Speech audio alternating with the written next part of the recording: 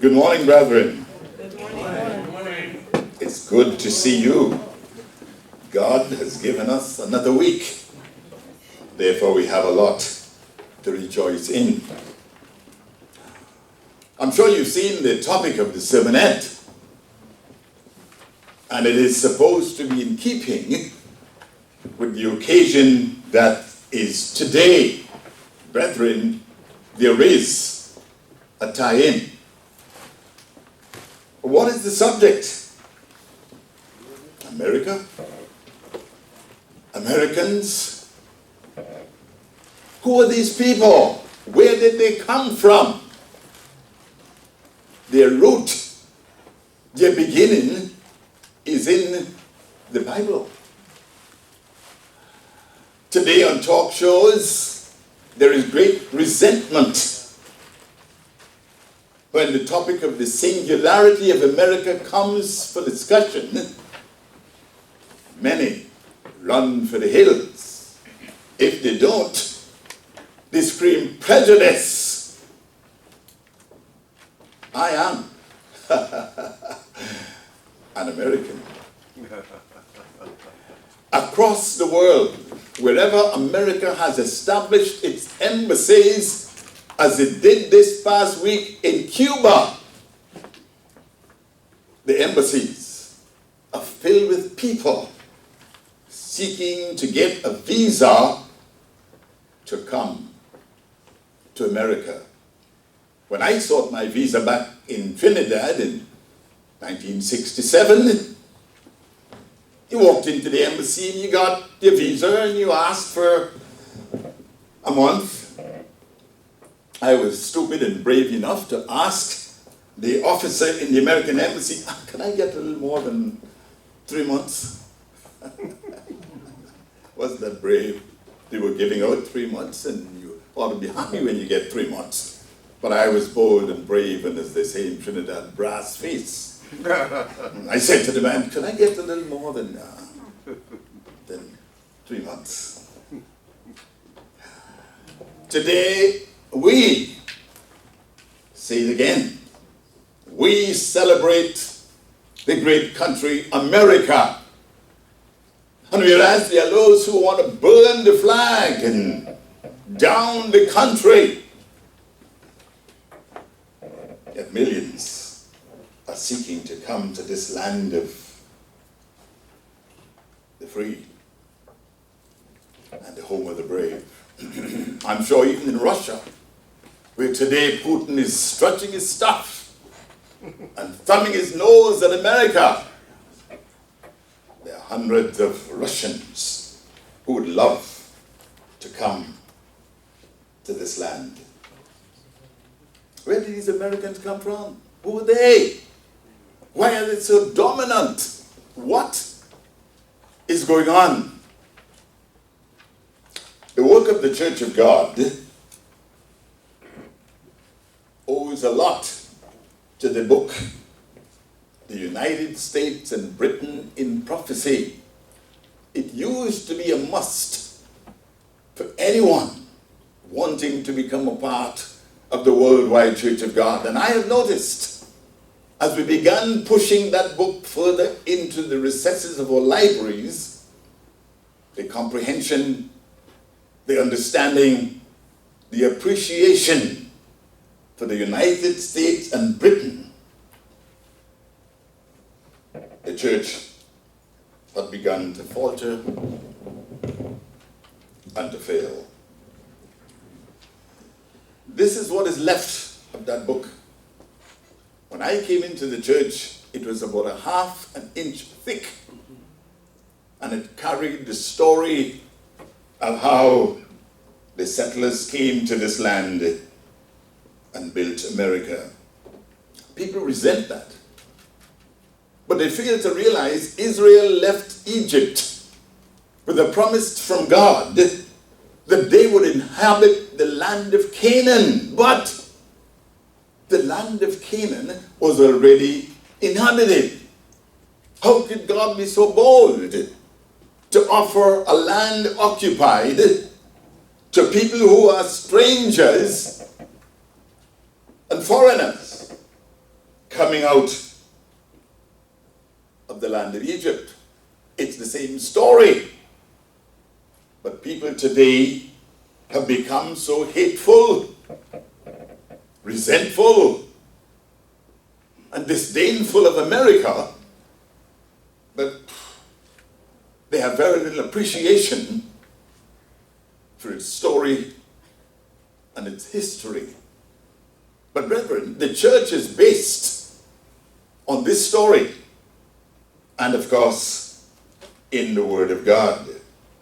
We all know the story of Genesis 49 that is, when Jacob was an old man and was about ready to die.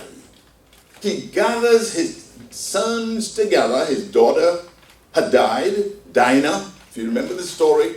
He gathered his sons together and was about to pronounce upon each of them a blessing of God.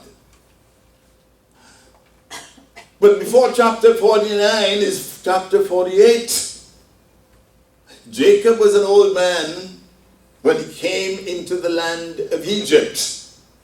And here he is in chapter 48, if you will turn there, and find the sediments, the seeds of the mighty story of this country.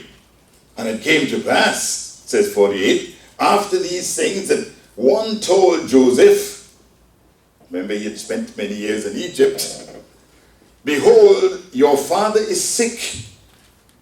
And he took with him his two sons, you remember them, Manasseh. Note the use of the word Manasseh first, because Manasseh was the firstborn. You will notice the change as we get further down in this chapter. Manasseh and Ephraim, and one told Jacob and said, behold, your son Joseph comes unto you, and Israel, notice the change in the name, Joseph, but it's referred to it here in the same verse, and Israel, because Jacob's name was changed from Jacob to Israel. Brethren, this is a very important story.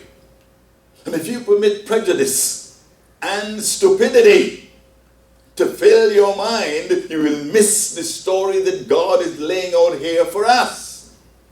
One of the things when I was in college I learned to do, and I thought to do it well, was I learned storytelling. What was Jesus' ministry based on? Storytelling. I didn't make the alliance when I was studying, but as I grew older, and that's happening to me now, getting older, I began to see the importance of the story. They taught us in storytelling, get the author's imagery. See what he's seeing. Understand it. When you have to tell a story, read it more than once. And get into the atmosphere of what the author is saying. And if you do that here, you will get the story and the picture. And Israel strengthened himself and got upon the bed. Strengthened himself, he was lying in his bed, he's an old man, and he heard that his son he had not seen for all these years had come, and he strengthened himself, he sat himself up in the bed to see and to talk to the son he had missed for all those years. And Jacob said unto Joseph, God Almighty appeared unto me at Luz in the land of Canaan, and blessed me, and said unto me, behold, I will make you a fruitful and multiply thee, and I will make of you a multitude of people, and will give this land to your seed after you for an everlasting possession. And now, your two sons, Ephraim, notice the change in formulary. It was Manasseh, the firstborn, who was called first in the early part of this chapter. But here, Joseph very wisely called Ephraim before Manasseh. All these little nuances, brethren, are things for us to understand and appreciate what God is saying. Ephraim and Manasseh, which were born unto you in the land of Egypt before I came unto you into Egypt. They are mine. Very important term, mine. And all grandchildren yours? I have several grandchildren. I haven't seen some of them in a long time. A long time. I love them. They're mine, in a different sense. Not in the sense in which Jacob here is saying, they are mine. As Reuben and Simeon, they shall be mine. They were his two firstborns, one after the other. And he's saying, these grandchildren will be mine just as my first children are mine. Verse 46, and your issue, others coming out of your loins, which you beget after them, shall be yours. But these two boys, they're mine. The others are yours, and shall be called after the name of their brethren in their inheritance. And as for me, when I came from Padan, Rachel died by me in the land of Canaan, in the way when yet there was but a little way to come into Ephratah.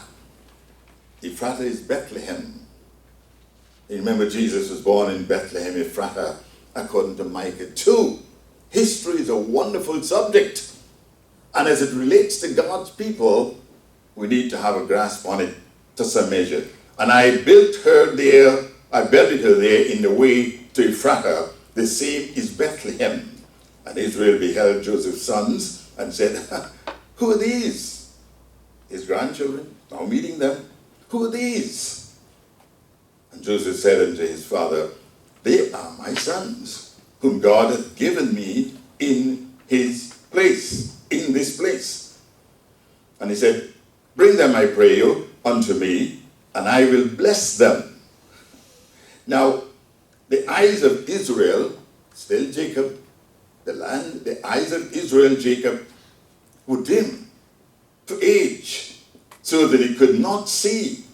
And he brought them near unto him, and he kissed them. You can get this scene, this setting. Glad to see his grandsons, and he kisses them. He embraces them. And verse 11, and Israel said unto Joseph, I had not thought to see your face. You remember the story? Joseph was taken away from his father, and he thought he was dead because his brethren told him that, a wild animal ate up your son, and this is its coat. And the coat was a coat of many colors. That too has significance, brethren. Many colors. America is a land of many peoples. I am an American. I say it proudly. A coat of many colors. I have not thought to see your face, but God hath showed me also your seed. Verse 12. And Joseph brought them out from between his knees, and he bowed himself with his face to the earth.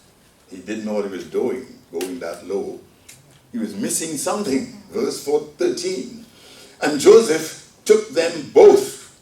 Ephraim, again Ephraim is mentioned first, in his right hand toward Israel's left hand, and Manasseh in the left hand toward Israel's right hand, and brought them near unto him.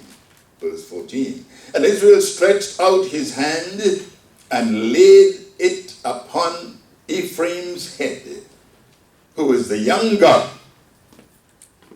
and his left hand upon Manasseh's head, guiding his hand wittingly. In other words, something's going on here. Why would he put his right hand, cross his hand? That's why Joseph brought the children, the older one, toward his right hand, the manifest hand to bring the blessing. But he crosses them. That seemed like insignificant. Why would he do that? Wittingly, for Manasseh was the firstborn, verse 15, and he blessed Joseph, and and said, God, before whom my fathers Abraham and Isaac and Jacob before me said all my life long unto this day, the angel which redeemed me from all evil, bless the lads, and let my name, what is his name? It was changed from Jacob to Israel. So he is asking upon these two kids that his name Israel become their name. This is significant, brethren. Very vitally important. He is saying, let my name be upon them. And it was done. And let my name be named on them, and the name of my fathers Abraham and Isaac, and let them grow into a multitude in the midst of the earth. And when Joseph saw that his father laid his right hand upon the head of Ephraim, it displeased him. Do you get the setting? Joseph was prostrate on the ground. He was so delighted to be once again in his father's company. He bowed deeply. His head was down. But something caused him to raise up, and he saw to his surprise, why was my father's hand in the younger?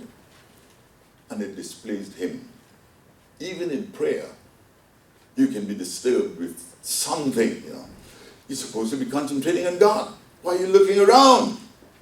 When he looked up and saw his father's hand was on the younger son, he said, no, father. He said, lifted his father's hand and tried to get it off, but yet. Listen to what the father said.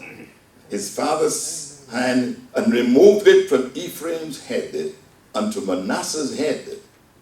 And Joseph said unto his father, not so, my father, for this is the firstborn. Put your right hand upon his head. And his father refused. This old man kept his hand forcing down on his second son's head. He refused to let Joseph pull it off. He refused and said, I know it, my son. I know it. He also shall become a people, and he also shall be great. But truly, his younger brother shall be greater than he, and his seed shall become a multitude of nations. Most of the Caribbean countries, most British protectorate countries, refer to England as the motherland, and it is. But the younger Ephraim was placed before Manasseh because God had significance in mind for them.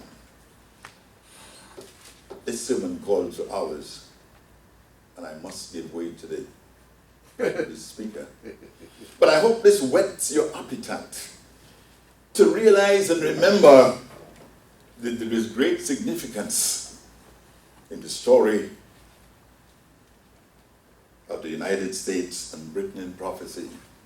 We moved away from it because of our prejudices and our stupidity in several ways. But God has a reason why he has preserved this story. So today we rejoice with this great land. You see what's happening here? People are getting irritable. People want to fight. They want to overthrow it. ISIS stays over there, and their biggest desire is to destroy America. Why? How could I have sat in the back of Trinidad and Tobago and thought, wait a minute, I'd like to bring those towers down here. No, we weren't built yet. Where did you get that stupid idea from? Hate, stupidity. They made several attempts until that day when sat on the side of the bed and saw the building burning. People jumping. And then to our astonishment, chagrin, and unbelief, there came that second plane. Oh no, that's not going to happen. No, it's not going to happen. And it happened. It plowed full force into the second building. And right away you realize, this is more than just a building burning. America is in trouble.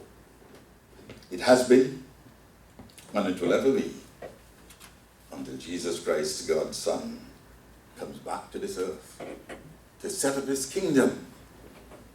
Thank God, brethren, we, if we continue on, will be a part of that kingdom, God's kingdom coming to dwell on earth. Let's rejoice with this country and be glad for it.